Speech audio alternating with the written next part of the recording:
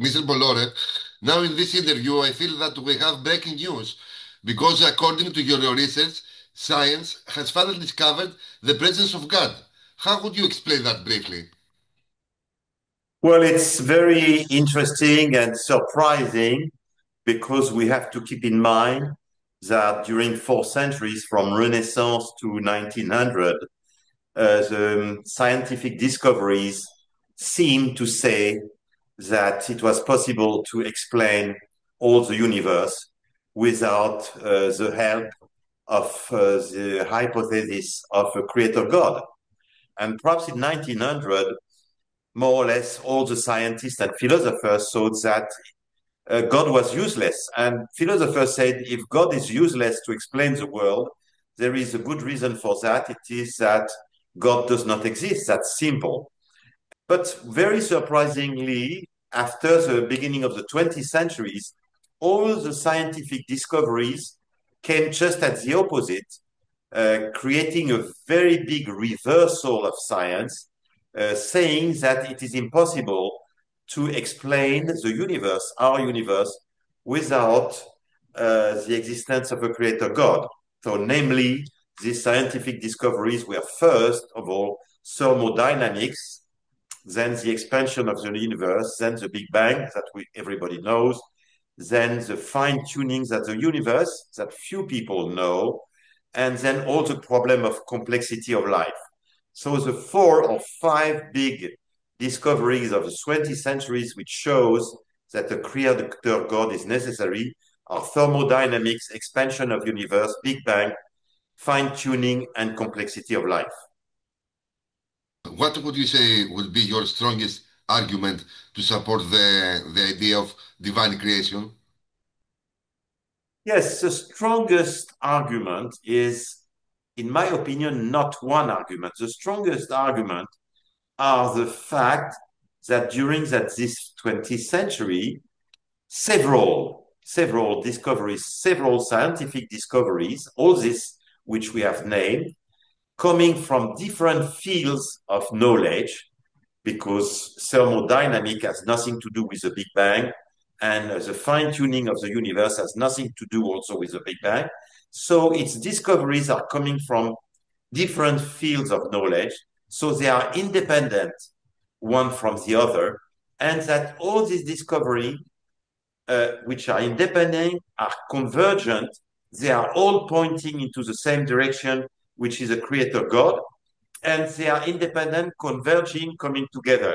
So I would say that the most important thing is not one discovery, is the fact that we have so many discoveries at the same moment. That is really surprising. This is really extraordinary.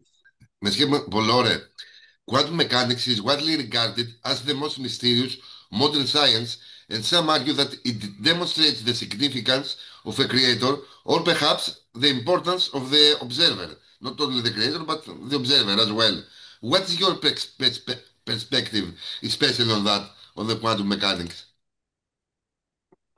Well, you are talking of quantum mechanics here and the importance of the observer. Well, quantum mechanics has been bringing one element to the science, which is very important, is that infinite small does not exist. And it is one of the elements which shows that infinite, the real infinite, does not exist. And infinite does not exist. It means that our universe cannot be eternal, because for our universe to be eternal, it requires that an infinite time in the past exists. So we have today 7 evidence, and we are giving that in our book in English. It's chapter 7. We are giving 7 evidence that our universe cannot be eternal. So if our universe is not eternal, it is very important because everybody today agree on the principle of a Greek philosopher that you probably know, which is Parmenides. And Parmenides, 2,500 years ago, said something which is really so strong, everybody agree upon, which is in Latin, ex nihilo nihil. In English, it means from nothing, nothing can come. well, if you have really nothingness, if there is nothing, then nothing can come out of nothing. So everybody agree on that. And today we see that we are here, you and me and the universe. We are here. So there is only two possibilities. It's very important to have this in mind clearly. We have only two possibilities. Or the universe is eternal, and then the question of the absolute beginning do not arise. Or if the universe had a beginning, an absolute beginning, then we need a creator God, because we need somebody to be able to make the universe get out of nothing.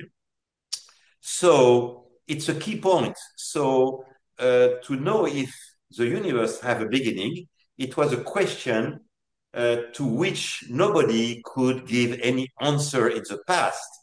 There was no possibility. But suddenly, in less than 100 years, 6 demonstrations that an eternal universe is impossible came. And one is from thermodynamics. Thermodynamics says that everything dies.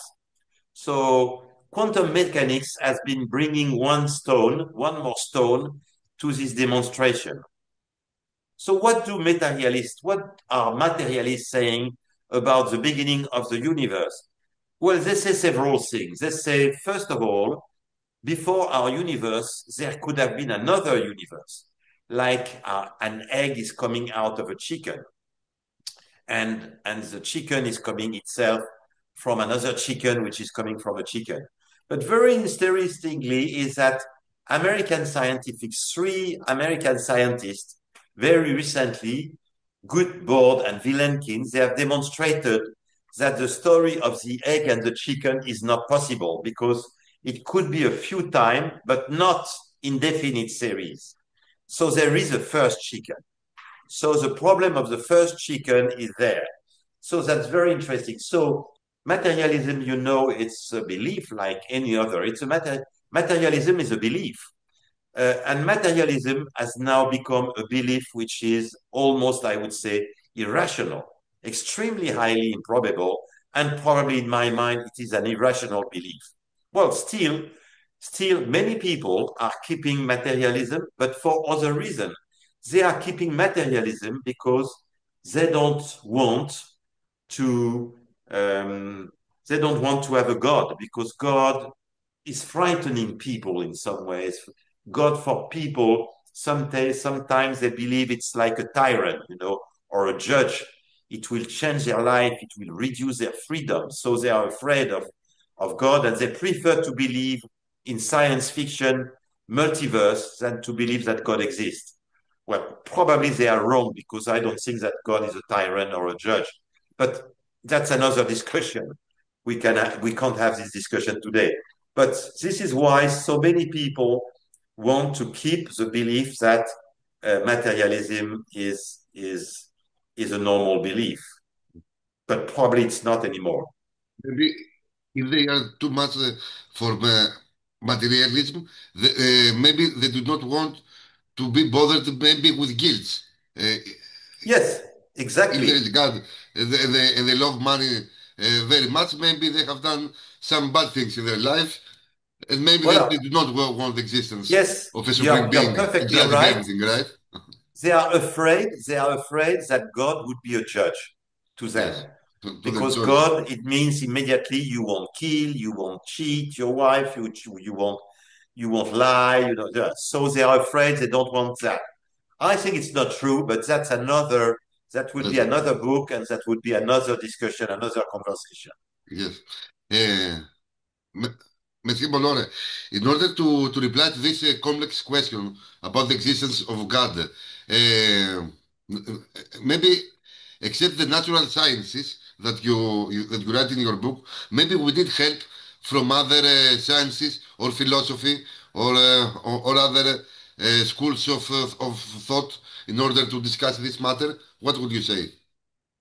Yes, it is very important that science, it's a revolution. In fact, it's a big reversal of science, great reversal. And it's also the dawn of a revolution. Science, since 60 years, 70 years, is bringing a lot of evidence that there is a creator God. But if God exists, all fields of knowledge must point in the same direction. It's not possible that science points to God and philosophy points to no God. It's not possible. Or history or morality. So this is why our book is not only to science. The 2/3 of the book are science, but there is 1/3 of the book, which is where we have philosophy, bringing back the philosophical proofs which have been forgotten, but which are interesting. Also, the question of morality, because if you and me, we want to keep the belief in materialism, we have to realize that there are big consequences for that. For example, if God does not exist, good and evil do not exist either. Are we ready? Are we prepared to believe that good and evil do not exist at all? That's a big, very difficult thing. In fact, when we ask this question, we realize something which is not scientific, but we have something in our soul, inside. We have a soul, and our soul say, oh no, you can't do that. So it's another way of proving that God exists, which is to enter into contact with our own soul. So we have a chapter about philosophy, a chapter about morality, but we have some chapters also about strange stories, very strange stories. Stories about who could be Jesus, because of course, if God doesn't exist, Jesus is not God, of course. So if he is not God, who is he?